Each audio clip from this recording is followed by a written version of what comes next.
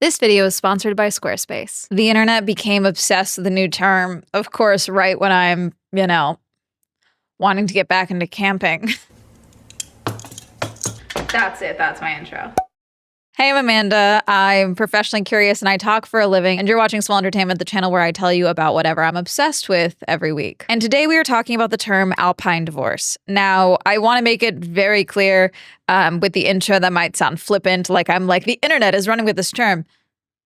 We're not doing that. It's not what I'm doing. I'm going to be extremely calm is my goal in this because in doing research for this, I stumbled upon a message board, a forum, if you will, of men. And the more I read it, the more I felt the misandry leaking into my body. I'm going to try and be measured. I closed that out. We're not including that in this.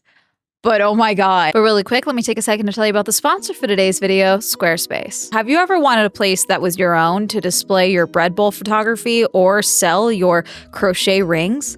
Then Squarespace is the all-in-one website design platform to help you stand out and succeed online. If you've never designed a website before, Squarespace has a ton of templates to choose from, and with cutting-edge design, you can customize any part of it. They make it super easy to set up or revamp your online store, selling digital products, physical products, or even services. And they have an intuitive built-in analytics tool so you can figure out where to focus your engagement. Go to squarespace.com to get started, and when you're ready to launch, go to squarespace.com/swellentertainment to get 10% off your first purchase of a website or domain.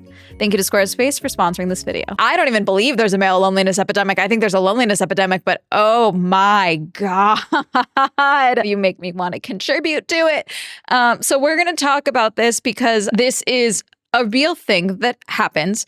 But there's a almost copy pasta type of phrase that is attaching to it that I think is leading to some of the misogyny. This whole thing has a lot of misogyny wrapped into it, which I think is leading to further misogyny because this phrase is being repeated. Is all in the forefront of people's minds because of a court case and a conviction that just happened, which we're going to talk about. So for the nature of this video, I have to talk about sensitive topics. So keep that in mind, including violence against women, murder, and we're going to talk about, some traumatic things. Okay. So I just want to make sure you know before we get into it. Also, if you're new here, I laugh when I'm uncomfortable. So what is alpine divorce? Okay. Also, I do apologize if I refer to it as alpine instead of alpine at any point in this video. Blame F1. And the current discussion in alpine divorce is when two people go on a hike, usually in a couple or in some form of romantic attachment. Typically, it's one man, one woman. Okay. Typically in a relationship. And in this situation, the man is much more experienced with hiking, mountaineering, what have you, and the woman is not. And so while on these outings, he either breaks up with her on this trip and abandons her on this trip, or there is no actual breakup, like I'm breaking up with you.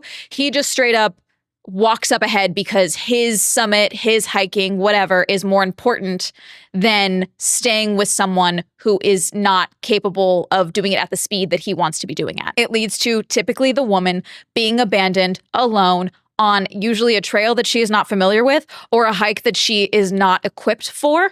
In some stories that I have heard, the man was holding her water, had the car keys, anything like that, and she had, or any form of, navigation system, what have you. Regardless of the actual logistics, there is a level of abandonment involved with someone being abandoned who is not equipped to deal with this particular hike or has no way of navigating their way back, their way up ahead to meet up with them. Regardless, it's poor hiking etiquette. It doesn't necessarily end in death, but depending on the location, this very easily can be a death sentence. Now, there are instances of some discussed alpine divorces where the goal from the man doing this abandonment is that this woman will die. Not all, but some instances. If you have ever watched 60 Minutes, 2020, grew up watching hiking stories, okay, or anything like that, as a avid hiker, Girl Scout for 12 years. I love the outdoors. I'm a solo hiker, but that's just me, okay? But I don't trust a lot of people. I go with groups or I go alone, okay? That's really it. But I know so many instances of those shows where it's like Did she fall or did he push her? And in those instances, there's a lot of instances of a push happened, or in some of those instances, for the instances of like actual court cases where murder is involved, the man purposely delays help or does not administer any help on his own to prevent the likelihood of this person surviving from a potentially life-threatening but maybe survivable fall until help arrives. And they can determine that she fell, and now there's no one to, argue what didn't happen. Now, why could this be a thing that some people do? Again, I am saying some people. Is this only men? No. Most of the stories I have heard, it is a man doing it, though. And if you can pull up one story of a woman doing it, good for you, I guess. You win? The who murders less, more, whatever? I don't know. Why are we talking about it that way? That's weird. Now, in all of these situations, the abandonment is kind of a big part, but I don't want to say that every time the abandonment happens, the goal is death. Sometimes I think some people that engage in adventuring, hiking, outdoor behavior, they only see their own goals and not the goals of others, or even they can't see, the necessary needs of another human being around the goal of what they want to achieve. So if they want to summit at this time and, maintain that summit, it doesn't matter that their girlfriend that they claim to love can't keep up because that's on her. So I'm just going to abandon her and do this and she'll be fine for a couple of hours. Oh, wait, I have her water. No, officer, she was right behind me. I swear. Negligence is a thing that happens, which is what we're going to talk about in the case we're about to talk about. It is ruled as negligent manslaughter. Now, the phrase alpine divorce actually comes from a short story by Robert Barr. Now, if you don't want spoilers for this short story, it'll be linked down below. It is a short story. I recommend reading it. We were reading it on stream. I think it's really well done. It's maybe like 3 to 8 pages, depending on formatting. It's a pretty short story, but I want to do the reveal. The reveal, obviously, is that there's a death, but I want to do the twist reveal for you. So jump to this timestamp if you don't want the spoiler. Okay. So in this story, there is the Bodmans, Mr. and Mrs. Bodman, and they are extremely alike, okay? But they can't stand each other. And at the time, in England, there is no such divorce unless the wife became criminal or the man became both criminal and cruel, which is interesting. So Mr. Bodman decides he's going to plot his wife's murder. So he tells his wife, I'm going to spend July in Switzerland. And she's like, then I will come with you. While they are there, he leaves alone one day to go and check the spot that is known as the Hanging Outlook, to go and see if it is still the way that he remembered it. And if it is the perfect spot for him to off his wife, he goes, he determines this is the spot. This is perfect. He tells his wife the next day, I wish to go for a walk in the mountains. Do you want to come with me? She says yes. And they go on the walk. Now, on the entire walk, he's very quiet because he's convinced that she will somehow know that he's planning on killing her. In this part, I'm just going to read to you because before they get to the spot, she stops and doesn't go all the way into the outlook area. What is the matter? Are you tired, John? She cried with a gasp in her voice, calling him by his Christian name for the first time in years. Don't you think that if you had been kinder to me at first, things might have been different? It seems to me, he answered, not looking at her, that it is rather late in the day for discussing that question. I have much to regret, she said quaveringly. Have you nothing? No, he said. Very well, replied his wife, with the usual hardness returning to her voice. I was merely giving you a chance. Remember that. What do you mean, giving me a chance? I want no chance nor anything else from you. A man accepts nothing from one he hates. My feeling towards you is, I imagine, no secret to you. We are tied together, and you have done your best to make that bondage insupportable. Yes, she answered, eyes on the ground. We are tied together. We are tied together. So he goes to the wall, and she's walking around. She's not sitting with him, and he's like, come and sit with me. And she's revealing, I know you hate me. It's interesting because in this part of the story, she reveals that she does not think her husband would murder her, but she reveals that murder is something in her brain. So she has told every one of her friends back in England that she believed he intended to kill her in Switzerland. And he goes, how could you say such a thing?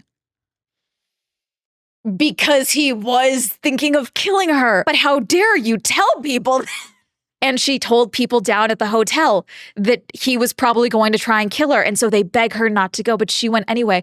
She's like, there are men following us up here right now. And she rips off pieces of her dress around her and then throws herself off the ledge. And the men come up immediately and see him standing alone in confusion. Because it doesn't matter whether he did it or not.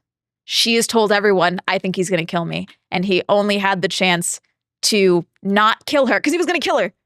Either way, she had doomed him, whether he did it or not. Anyways, the story is called An Alpine Divorce. It's fantastic. I highly recommend reading it. The phrase, that's where it comes from, alpine divorce. In that instance, he did plan to kill her.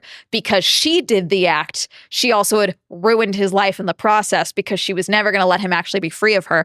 Anyways, this made me also really want to reread Gone Girl. So let's talk about the case. This is from the Daily Mail. Climber 39, who left his girlfriend to die on an Austrian mountain, is found guilty of manslaughter. This is by Taryn Cower-Pedler and Nick Pisa. The climber who abandoned his girlfriend and left her to die at the top of a freezing mountain has been found guilty of manslaughter. Thomas Plamberger, 39, stood trial on Thursday after his girlfriend, Kirsten Gertner, 33, died just 150 feet below the summit of the 12,460-foot Gross Glockner in January last year as temperatures plunged to negative 20 degrees Celsius. He was accused of leaving Gertner exhausted, hypothermic, and disoriented while he went to get help during his trial, which opened today in Innsbruck. Following the guilty verdict, Plamberger has been sentenced to 5 months imprisonment, suspended for 3 years, and handed a fine of £8,000. Passing the sentence, trial judge Norbert Hofer said, "The impression I have got from these proceedings is that this was a case of leaving at any cost.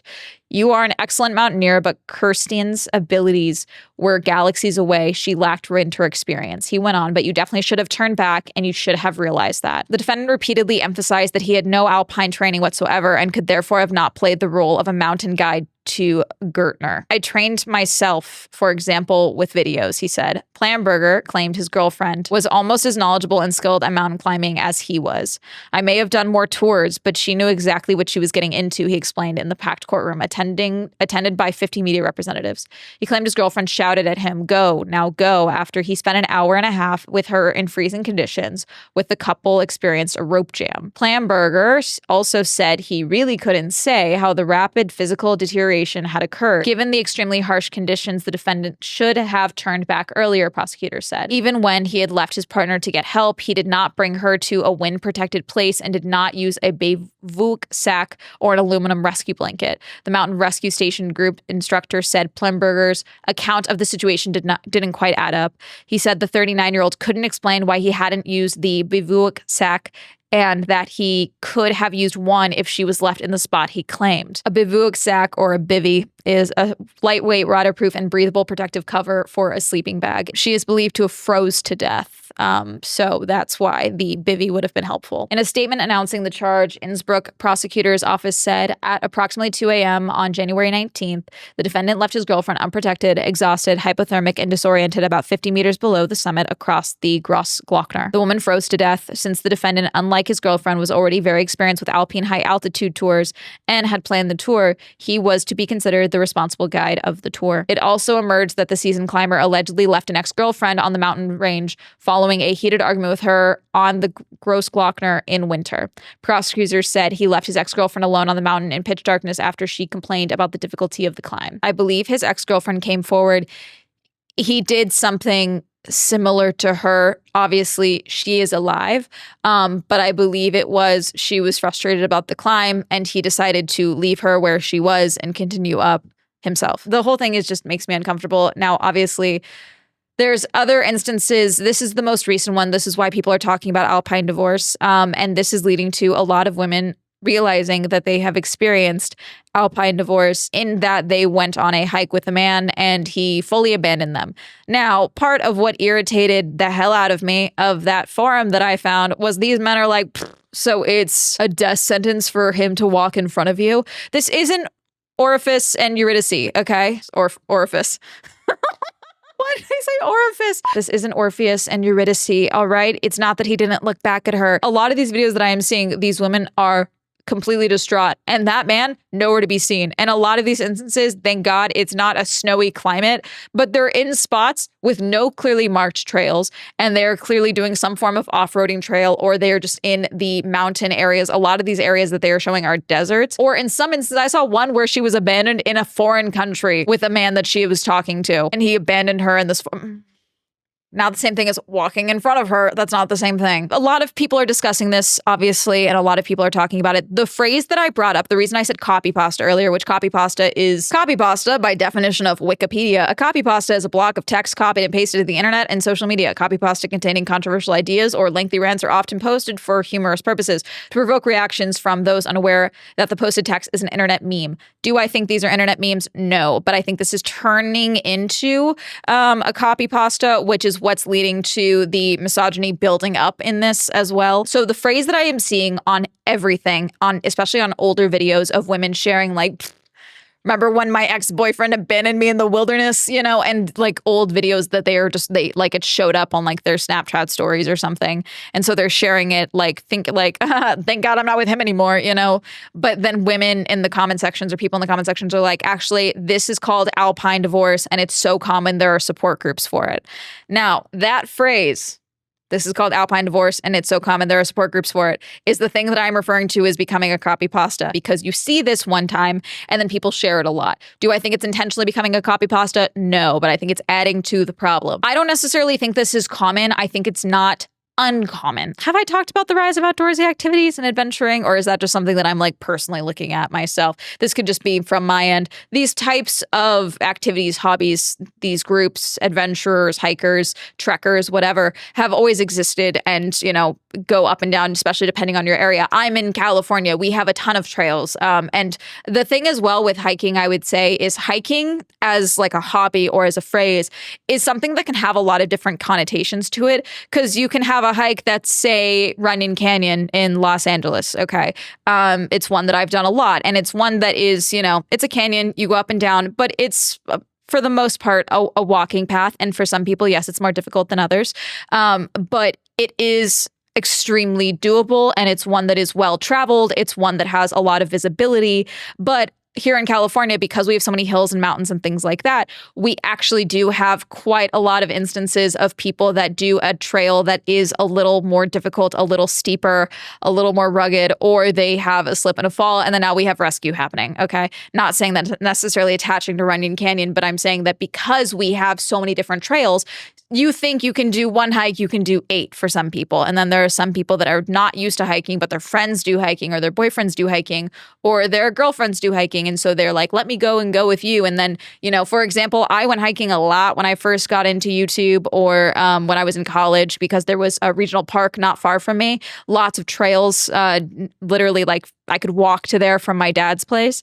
And I did that all the time. And apparently because I did it, my dad thought it was easy. So one time when he joined me, this man wore jeans, despite me telling him that's dumb. And he never saw me wear jeans to do it. So I don't know why he did that. We still did the hike. Did I abandon him at any point in the hike? No, because that would be insane. And the point is that even if you go on a hike with someone and the hike is more difficult than they are prepared for, you don't abandon them on the hike. And that's the thing that I think is like not clicking with some of the male commentary on this that I am seeing, is some of them are like, well, why did she go on the hike in the first place? I don't know. Did you invite her on the fucking hike? I've been asked on multiple hiking dates. I usually say no, mainly because I don't go on a hike with someone if I haven't done it myself first. Okay. And I'm not going to sit here and say that like you can always prepare for something bad happening to you or that these men ever wanted something bad to happen to me. I'm not saying that whatsoever. I'm just saying that I have anxiety and a lot of trust issues. Okay.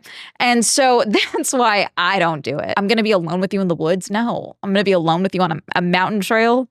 No, like, I don't know you like that yet. What are we doing? And in a lot of these instances, in this instance, this was her boyfriend. She loved him. Again, this is why it was ruled negligent manslaughter and not murder. But the phrase common, I think, is the thing that's tripping up a lot of these men. It's like, oh, this is a common thing. Because shitheads like to, weasel in on semantics. You said this is common, and yet you're not showing that it's common. Like I saw one woman who was showing all of these different news stories of men either orchestrating or directly leading to the death of their partners on hikes, or search and rescue having to be done for their girlfriends that were abandoned and things like that. The man that she replied to the initial comment was like, I thought you said it was common, and yet you have all these stories that are years apart. I don't know. Okay. The other thing is the support groups. I don't doubt that there are support groups for this type of thing. But like I said, I was doing research for this video, and I don't doubt that support groups happen. I can't find anything for support groups, but now not all support groups are posted online or about online. What's more likely is that these are happening within like camp stores, hiking stores, things like that, or within various like Facebook groups and communities like, hey, would love for you to come type of thing if you've ever experienced this.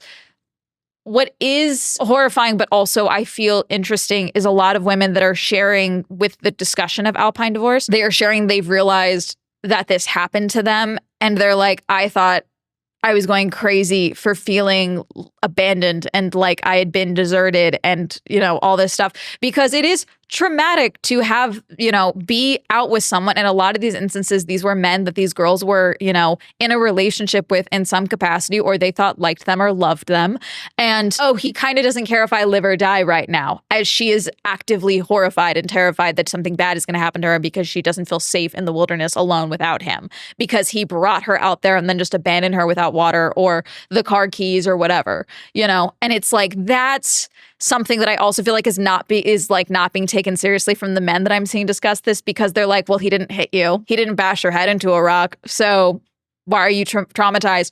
Because it's kind of scary to think that someone that you love and in a lot of instances maybe have shared your body with, and that like they're cool if you just like rot, starve, get lost. But that's like a really scary, traumatic thing to be like, wow, holy shit, you know? And that's something that's not being discussed, or they just don't care. There's also that. And it's like, who knows why anyone does any of these things? Who knows what makes a man decide that, you know, okay, well, I have a summit time that I want to hit, so I'm going to go do that. Or, yeah, I shouldn't stay with my partner and contact someone. Why should I do X, Y, and Z? Who knows why someone decides that they want to, rather than divorcing someone, they're going to shove them off a cliff? Who knows why someone would murder their family instead of just getting a divorce so they can go fuck their side piece more? I don't know. You know, who knows? Who knows? I just know I wouldn't fucking do it. That's it. Like, it's really that simple. And so that's one of the things where I'm like, when you see these discussions, and like, again, I'm a woman, but like men, when I see them get agitated over these discussions or in the comment sections of the discussions,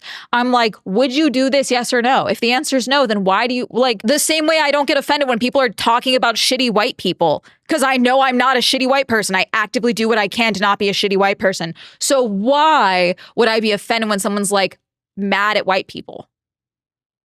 I don't do the thing they're upset about. I'm going to move along with my day and continue to try to not be a shitty person. You get my point? Would you do this to your partner? Yes or no? If the answer is no, then why are we upset? I don't get it. And again, I'm assuming it comes down to the semantics. Not all men of it all, okay? But like, my God, if this has happened to you and you have experienced alpine divorce, I have not seen anyone talking about actually like going through one of these support groups.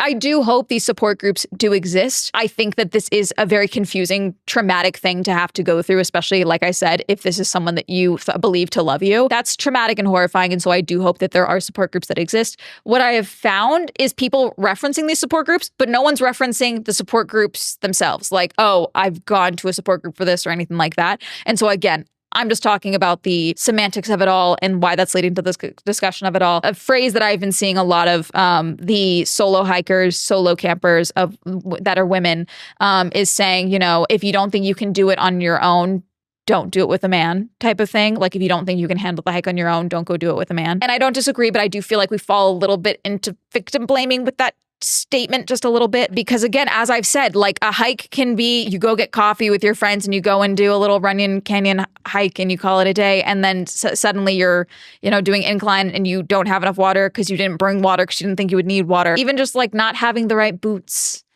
to go mountaineering. Anyways, I'm going to call this because I'm just going to keep getting agitated. What did I say at the beginning? I'm going to try and remain calm. Did I do that? I don't think so. I'll have these linked down below, including a couple other articles and such about alpine divorce. Always have a means of communication. You should hold the car keys. You should have your water. Even with hikes that I don't think are going to be difficult. Like, I've done Runyon Canyon a bajillion times now since moving to LA. And I always make sure I have water with me. I make sure I have a granola bar or something. And it's like, that's not a canyon that I'm particularly worried about, but I still make sure I have something just in case something happens, you know? And even not even just for me, like a lot of the things that I found for Reddit talking about, you know, alpine divorce, were people that were talking about how they were hiking with their partner or with their friends and they stumbled upon someone that had been abandoned by their boyfriend or something. And, you know, they stayed with them and shared water and things like that with them. And it's like, that's something that I would prefer to, you know, I just would rather be prepared than unprepared, but that's the Girl Scouts in me. Have you ever heard of alpine divorce? Did you read an alpine divorce short story? Did you know about it? Have you ever stumbled upon a message board of all men that made you want to get a hysterectomy or something? I don't know. Let me know. Comment down below. Reminder, I stream on Twitch. Reminder, Swell Entertainment is now available on Spotify. Reminder to check out Girly Pop Go if you'd like some more car and motorsport content. Shout out to my channel members. You also support me on channel memberships and going to join up below if you have my social media. That'll be all up here. And that's me. To have a good day. Oh my God. Bye.